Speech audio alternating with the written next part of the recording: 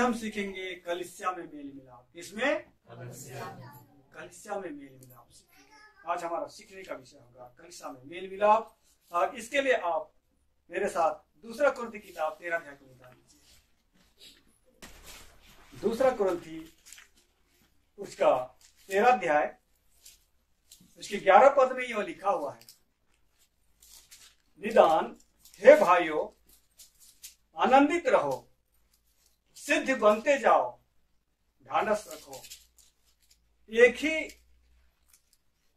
मन रखो, मेल से रहो और प्रेम और शांति का दाता परमेश्वर तुम्हारे साथ होगा। हम प्रभु के वचन को सीखेंगे, इसमें परमेश्वर हमारी सहायता करे। आइए हम छोटी प्रार्थना करें। जीवित महान महिमामय परमेश्वर पिता, हम आपके पवित्र चरणों में यीशु मसीह के नाम से झुक करके प्रार्थना करते हैं। जो वचन हम सीखने जा रहे हैं पिता, वो आपका है, और जो हम सीख रहे हैं प्रभु जी, हम लोग भी आपके हैं प्रभु। जो वचन की भेद हमारे मध्य में प्रभु आप पवित्र आत्मा के द्वारा प्रकाशित करें कि हम उसे अपने आत्मिक जीवन के लिए, हमारे आत्मिक जीवन की उन्नति के लिए हम उसको सीख सकें और आप में हम बढ़ने पाए। आप दया करें प्रभु यीशु मसीह के पवित्र नाम में, आमीन। हालेलुया। पौलुस प्रेरित जब कुरिन्थी की मंडली के लिए दूसरा चिट्ठी लिखता है, तो उस चिट्ठी में इस बात को मंडली में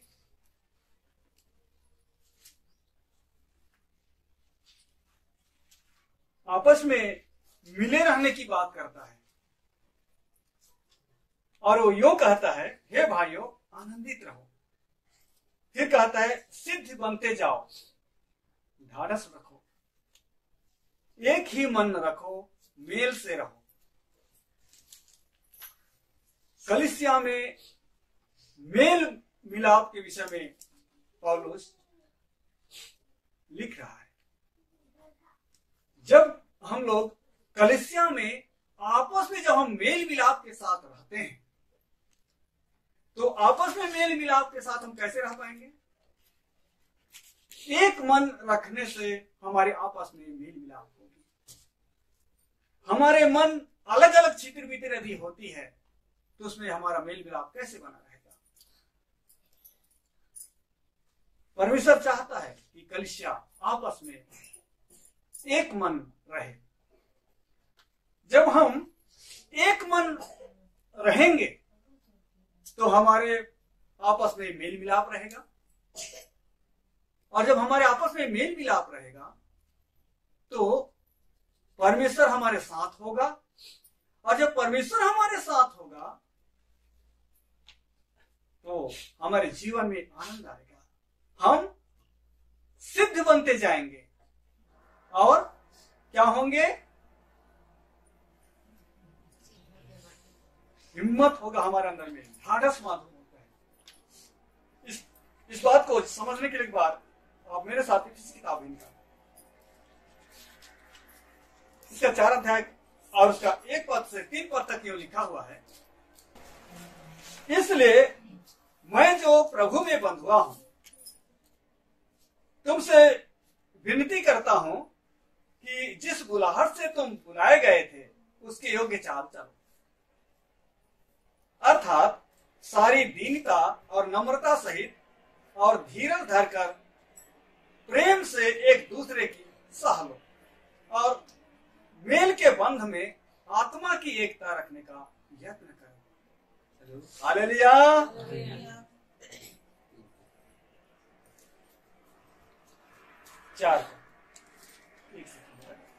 तो हे मेरे प्रियो, यहां पर पत्री वचन में जब हम पढ़ते हैं तो हम ये पढ़ रहे हैं कि सारी दीनता और नम्रता ही के साथ हम धीरज धरकर प्रेम में एक दूसरे की सह लो बोलता है। हम जब आपस में एक दूसरे को सह लेंगे तो हमारी एकता बनी रहेगी। कुछ भी बात हमारे आपस में होती है उसको हम धीरज धरकर सहन करें। यदि की बात को भाई घासीलाल सहन नहीं करेगा, घनश्याम भाई की बात को महाजन सहन नहीं करेगा, तो मेल मिलाप बना रहेगा क्या? नहीं बना रहेगा। आपस में एक दूसरे की बातों को क्या करना पड़ेगा? सहना पड़ेगा। सहन इस बात को बोला कि धीरज धरकर प्रेम से एक दूसरे की सह लो, और मेल के बंध में हम कलीसिया में ऐसा एक मेल मिलाप हो और उस बंधन में आत्मा की एकता रखने का यत्न करो। जब हमारी आत्मा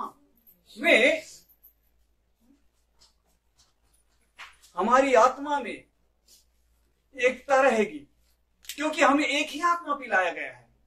हम जितनों ने प्रभु यीशु मसीह में बपतिस्मा लिया है उन सबों को एक ही आत्मा पिलाया गया है। एक बार इसके लिए आप पहला कुरिन्थी किताब 12 अध्याय उसके 13 पद को पढ़िए। यहां पर यूं लिखा हुआ है,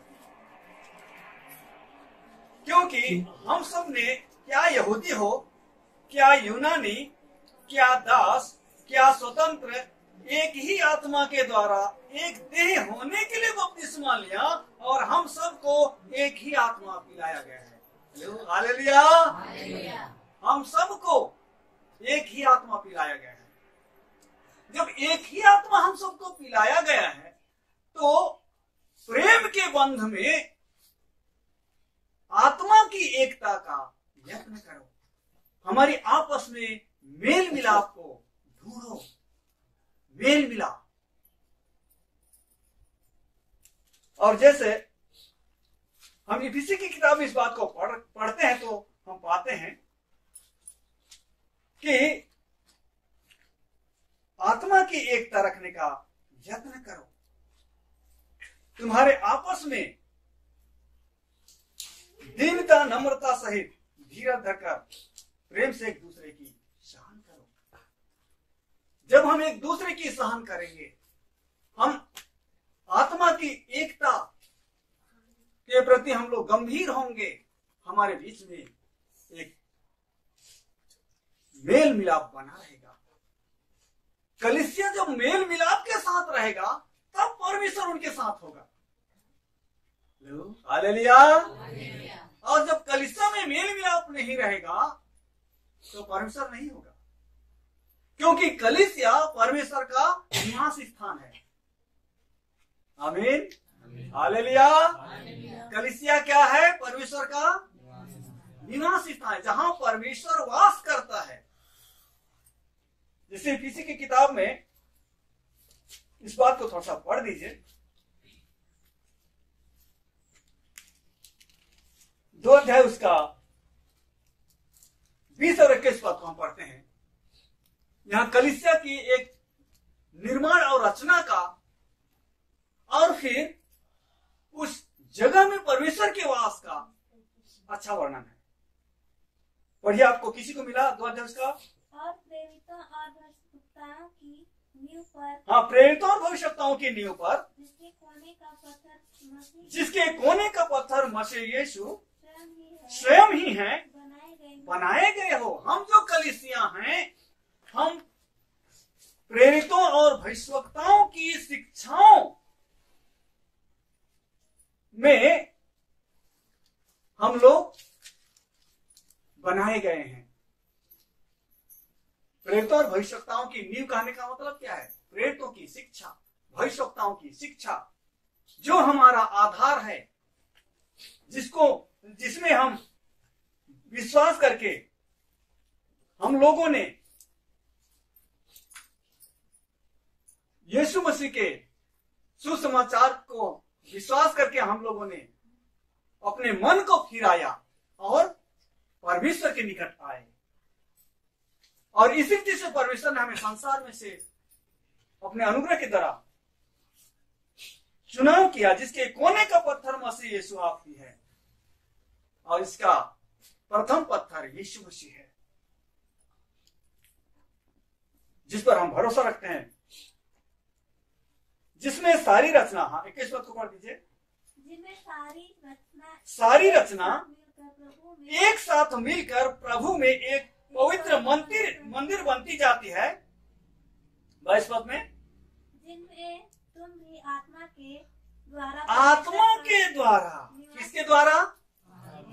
आत्मा के द्वारा परमेश्वर का निवास स्थान होने के लिए एक साथ बनाए जाते हो।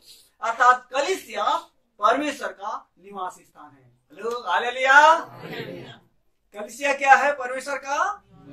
और परमेश्वर तब उसमें होगा जब हम आपस में मेल मिलाप के साथ रहेंगे और एक आत्मा में होकर के रहेंगे, क्योंकि हमें एक ही आत्मा पिलाया गया है। इसीलिए इफिसी की किताब में जब हम पढ़ते हैं तो हम इस बात को पाते हैं कि मेल के बंध में आत्मा की एकता रखने का यत्न करो। हमारी आत्मा में एकता होनी चाहिए। हमारी आत्मा में जो एकता होना है, आवश्यक है कि हम आपस में मेल मिलाप के साथ रहें। और एक बार पहला थिस्सलुनी किताब 5 अध्याय के 12 पद को पढ़ेंगे। पहला थिस्सलुनी किताब 5 अध्याय के 12 पद। हे भाइयों, हम तुमसे विनती करते हैं। क्या कह रहा है? हम तुमसे विनती करते हैं कि जो तुम में परिश्रम करते हैं। हे भाइयों, हम तुमसे विनती करते हैं कि जो तुम में परिश्रम करते हैं और प्रभु में तुम्हारे अगुवे हैं और तुम्हें शिक्षा देते हैं, उनका सम्मान करो। हाँ, और उनके काम के कारण प्रेम के साथ उनको बहुत ही आदर के योग्य समझो। हाँ, जो आपके पासवान है, जो आपका अगुआ है, जो आपको शिक्षा देता है, आप उनसे मेल मिलाप के साथ रहो। आप उनका आदर करो और आपस में मेल मिलाप से रहो। 14 पद को पढ़ेंगे। हे भाइयों, हम तुम्हें समझाते हैं कि जो लोग ठीक चाल नहीं चलते, मंडली की बात हो रहा है। जो लोग ठीक चाल नहीं चलते, जो मंडली के अंदर में विश्वासी भाई बहन हैं, जो आराधना का झुंड है, उनमें से जो व्यक्ति ठीक चाल नहीं चलते हैं, उनको समझाओ। उनको आपस में समझाइश करो कि भाई हमें ऐसा चलना है। ऐसे करके आपस में एक दूसरे को समझाओ कहा है। और कायरों को ढांढस दो। कायरों को अर्थात जो व्यक्ति डरते हैं उनको आप हिम्मत दो, क्योंकि कई बार हम आराधना करने वाले झुंड में भी, विश्वासियों में भी कुछ लोग ऐसा हो सकते हैं जिनके मन में भय हो, डर हो। उनको क्या करो? हिम्मत दो। कायरों को हिम्मत दो, अर्थात जो डरते हैं उनको क्या करो? हिम्मत दो। और जो लोग ठीक चाल नहीं चलते हैं उनको क्या करो? समझाओ। और निर्बलों को संभालो। कई बार हम झुंड में सबके सब लोग सिद्ध नहीं हैं। कई लोग प्रार्थना करने में कमजोर हैं, कई लोग गीत गाने में कमजोर हैं, कई लोग प्रभु के आज्ञा पालन करने में भी कमजोर हैं। तो उनको धुतकारना या उनको हटाना ऐसा नहीं है। उनके विषय में कहा है कि उन निर्बलों को क्या करो? संभालो। उनको हिम्मत दो, ढांढस दो। उनको आप प्रभु के वचन को लेकर के उन्हें हिम्मत दो। और ऐसे करने के द्वारा एक कमजोर व्यक्ति भी समझेगा। प्रार्थना करने में और वचन पढ़ने में, गीत गाने में, आराधना करने में, विश्वास में, आज्ञा पालन में, सब बातों में जो निर्बल है उस व्यक्ति को मंडली के लोग ही आपस में एक दूसरे को क्या करो? संभालो। और उसके आगे सबकी ओर सहनशीलता दिखाओ। क्योंकि यदि हम एक दूसरे की सहन नहीं करेंगे तो हमारे आपस में हमारा मेल मिलाप बना नहीं रहेगा। आपस में एक दूसरे की बातों को हमें सहन करके रखना पड़ेगा, सहना पड़ेगा। मेरी बात को आप सहन करो, आपकी बात को मैं सहन करूंगा। ऐसा ही जब एक दूसरे की बातों के प्रति हम जब सहन करेंगे, इसी बात को इफिसी किताब में हम पढ़ रहे थे, एक दूसरे की सह लो।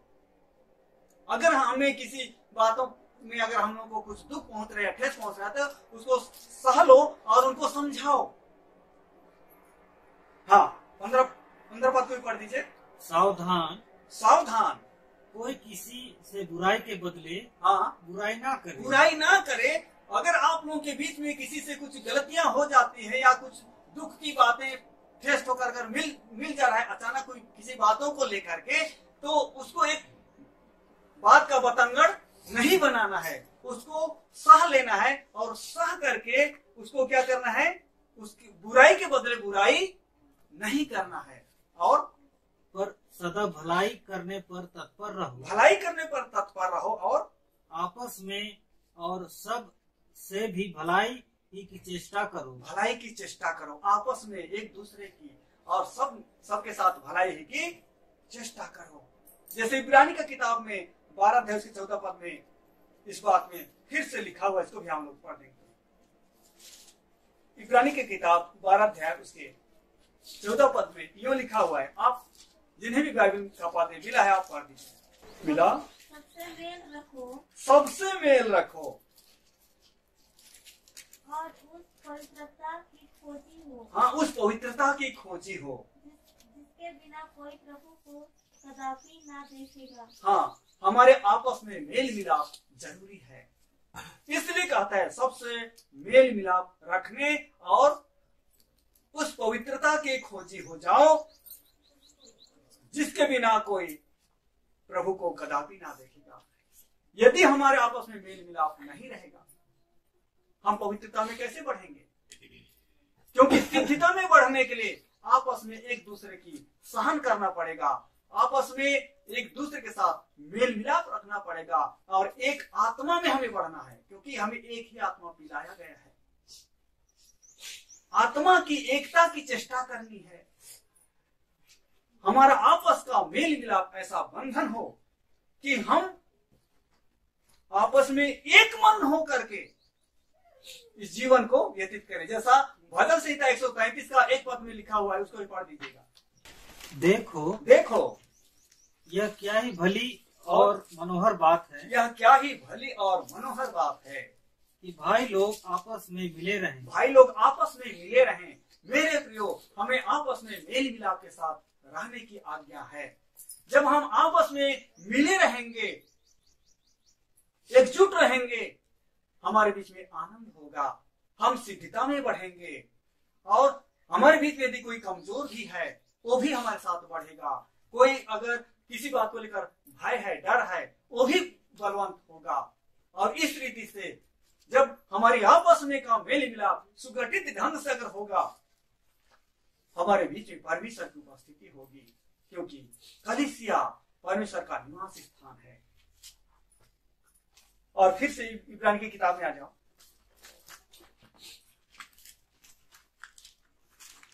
हम मेल मिलाप के बगैर परमेश्वर को नहीं देख पाएंगे। हाँ, 15 पद को एक बार फिर पढ़िए, 12 का 15।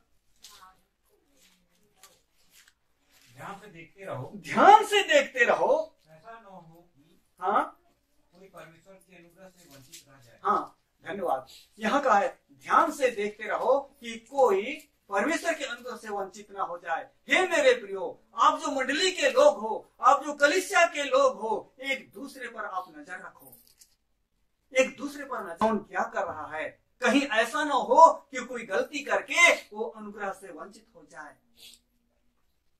एक दूसरे की ताक करो, ताकीद करो, आपस में एक दूसरे को देखो, ताको कि कहाँ कोई कमजोरी तो नहीं है, कोई प्रार्थना करने में कमजोर है, कोई कहाँ कमजोर है, किसी बात को लेकर डर रहा है, क्या हो रहा है, कैसा हो रहा है। आपस में ध्यान से क्या करो, देखो, ध्यान से देखो। मंडली के लोगों, आपस में आप ध्यान, हेलो, मेरी तरफ ध्यान दो। समझ में आ रही मेरी बातें? आपस में एक दूसरे को देखने का मतलब कैसा बैठा है उसको देखने का नहीं है, या कैसा कपड़ा पहना है उसको देखने का नहीं है। उसने कैसा श्रृंगार किया है कि नहीं किया है, इस बात को तुम लोग गौर मत करो।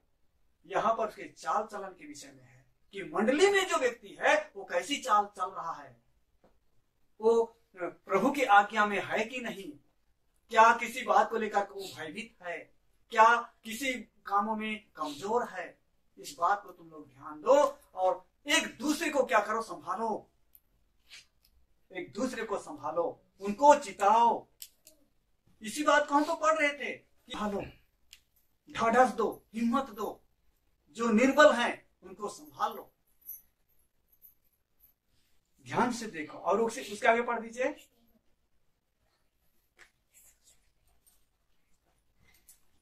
या कोई कड़वी जड़ हाँ फूट कर काट दे। हाँ, कहीं ऐसा न हो कि हमारे बीच में कोई ऐसा व्यक्ति कड़वाहट पैदा कर रहा है और उस कड़वाहट के कारण मंडली में क्या हो जाए, गड़बड़ी आ जाए। ऐसा ना हो। हाँ, पूरा पढ़ो तो भाई।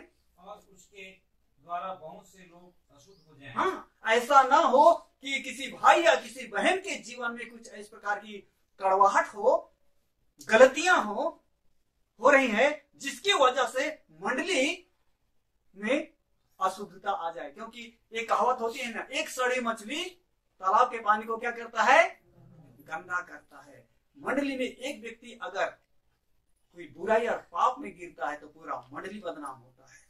इसीलिए बोला कि तुम लोग क्या करो, ध्यान से देखते रहो, आपस में एक दूसरे की तुम लोग जांच पड़ताल करो कि कहाँ कोई कमजोरी तो नहीं है, कहीं वो व्यक्ति प्रभु की आज्ञा से हट तो नहीं रहा है, कहीं उसके जीवन में किसी बात को लेकर भय तो नहीं है, या कुछ और कोई गलती की तरफ वो बढ़ तो नहीं रहा है। इसको मंडली के लोग आपस में एक दूसरे की निगरानी संभाल लो आपस में, और एकजुटता के साथ, एक मत के साथ, एक आत्मा में होकर के हमें बढ़ना और उन्नति करना है। क्योंकि अगर हम जैसे कोई फसल करते हैं ना, जैसे खीरा लगाते हैं, काकड़ी लगाते हैं, अगर उसके जड़ में कड़वाहट आ गए तो पूरा फल क्या हो जाता है, कड़वा लगता है। वो बारी में जा रहेगा, फल लटो के खाए तो का लगिस, करू लागिस, कड़वा लागिस, वो पूरा बारी का बदनाम हो रहा है। एक नहर में तो कड़वा खीरा फरा हुआ है, या एक नहर में है लेकिन पूरा बाड़ी की बदनामी है। अरे भाटा में एक ठो में कीड़ा लगे, बोले वो टप्पू भाई के बाड़ी में जा रहेगा, वहां के भाटा लटो रहता तो वहां कीड़ा रही, एक भाटा में कीड़ा है और पूरा बाड़ी का बदनामी है। इसलिए मंडली के लोगों, हम आपस में किसी के जीवन में अगर कोई इस प्रकार का कड़वाहट पैदा हो रहा है या कुछ इस टाइप का स्थान ले रहा है तो आप उनको ध्यान दो और ध्यान दे करके उनको क्या करो, ठीक करो, नहीं तो एक के कारण से क्या हो जाएगा, पूरा मंडली में बदनामी होगा। ये मेरे प्रियो, इसलिए पतरस की किताब में जब हम पढ़ते हैं, इसको एक बात निकालिए, 3 अध्याय उसके 8 पद, पहला पद। अतः सब के सब हाँ, एक मन और सब के सब एक मन और कृपामय भाईचारे की प्रीति रखने वाले और हाँ, प्रीति रखने वाले और करुणामय हाँ, और नम्र बनो। मेरे प्रियो, हमें आपस में कैसे रहना है, आपस में सब एक मन और कृपामय रहो। हमारे बीच में अगर हमारे विचारों में अगर मेल नहीं रहेगा तो हमारी झुंड कैसे बना रहेगा, हमारे बीच में फूट हो जाएगा, और जहां फूट हो गया तो घर क्यों घर बना रहेगा। हमें आपस में एक दूसरे के दोष ढूंढने लगेंगे और उसकी गलती को हम बोलते फिरेंगे, वो तो ऐसा है, ये तो ऐसा है, वो इस चीज को नहीं जानता, वो तो दुआज करने नहीं जानती है, वो तो वचन पढ़ने नहीं जानती है, वो तो ऐसा करती है। बोलने से हमारे बीच में फूट होगा। अगर नहीं जानती है तो उसको सिखाओ, वचन नहीं पढ़ने जानती तो उसको भी बताओ, प्रार्थना कैसे करना उनको सिखाओ। आपस में मेरे प्रियो, हम सब मिल करके मतलब की उन्नति करेंगे। मिल करके उन्नति करेंगे, पूरा कलीसिया मिल करके, उसमें एक व्यक्ति के आसरा भरोसा में हमें टिकना नहीं है। आप आपस में एक दूसरे को समझाइश करते रहो, उनको संभालते रहो, उनको सिखाते रहो, हमें ऐसा करना है, वैसा करना है। और इस रीति से जब हमारी आपस में एकता हो जाएगी, हमारे आपस में एकजुटता रहेंगे, हमारे बीच में आनंद होगा और तब हम सिद्धता में बढ़ते जाएंगे। जब सिद्धता में हम बढ़ेंगे, हमें हमारे बीच में क्या होगा? ढाढ़स होगा, हम बलवंत होंगे, हमें हिम्मत आएगा, हमें ताकत आएगा। और एकजुटता में बल है, कहते हैं ना, एकजुटता में क्या है? बल है।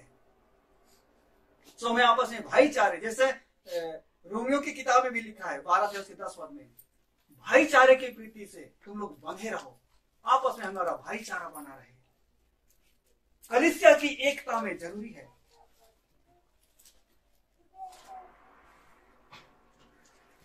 अध्याय उसका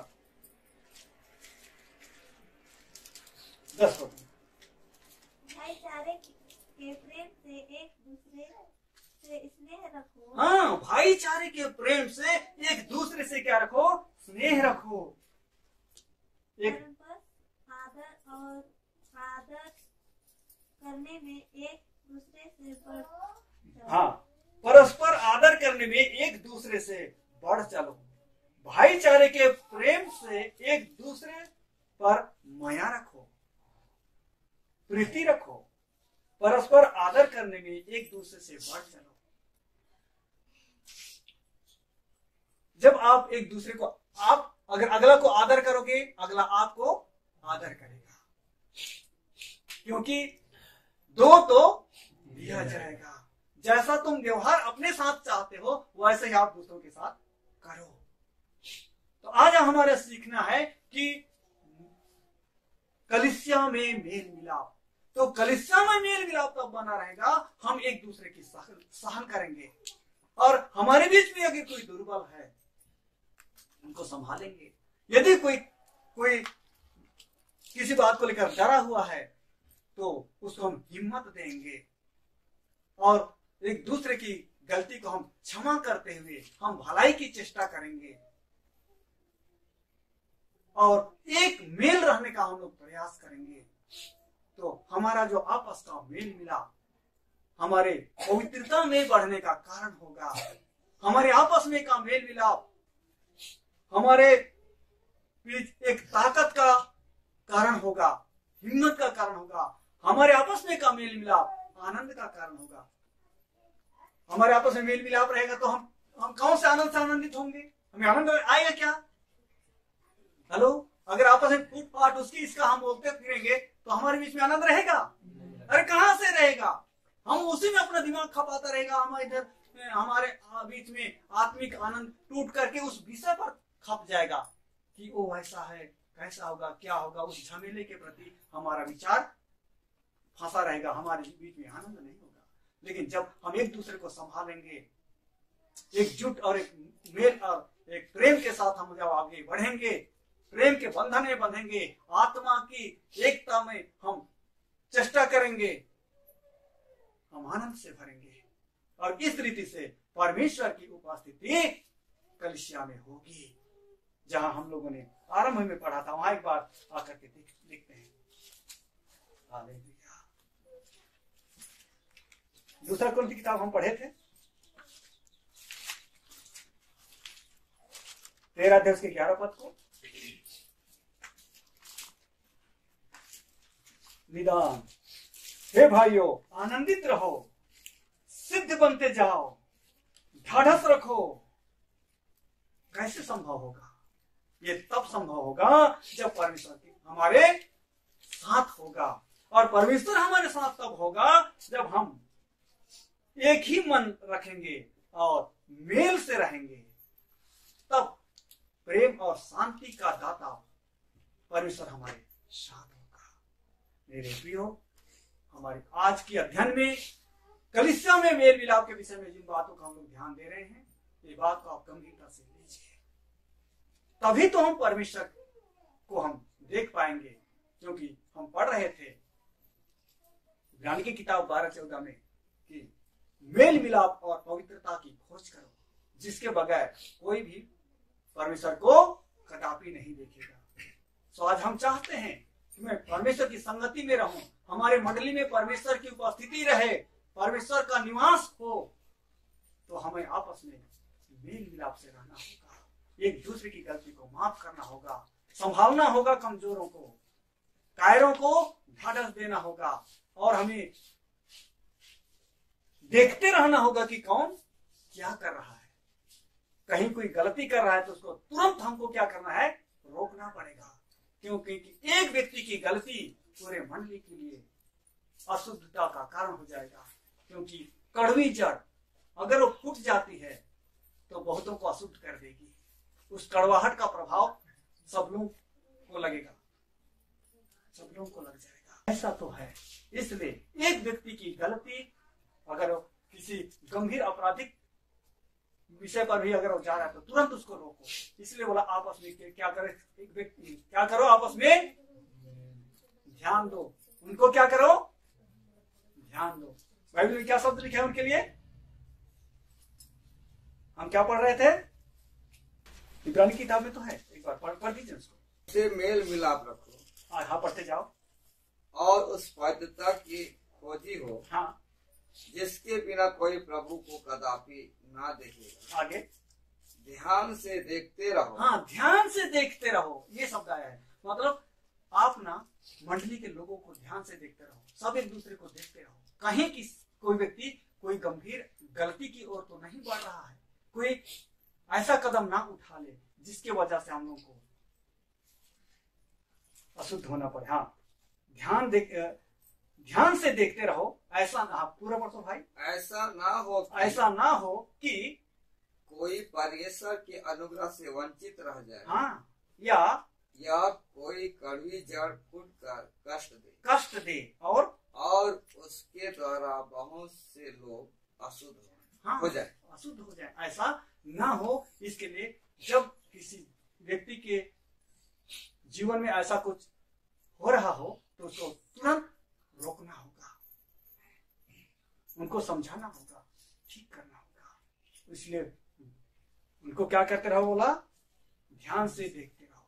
तो हे मेरे प्रियो, हम जब एक दूसरे की केयर करेंगे, एक दूसरे के प्रति हम ध्यान देंगे, एक दूसरे को संभालेंगे, एक दूसरे को हम हिम्मत देंगे, और इस रीति से जब हम आपस में सबके सब अगर इस कार्य में जुट जाएंगे तो हमें हमारे बीच में सबके सब आनंदित होंगे और पवित्रता में बढ़ेंगे, और हमारे बीच में ताकत और हिम्मत आएगा, और प्रभु की उपस्थिति में हम लोग बढ़ते जाएंगे, और हम परमेश्वर के उस पवित्रता के भागी होंगे। प्रभु आप लोगों को आशीषित करे। आमीन, हालेलुया।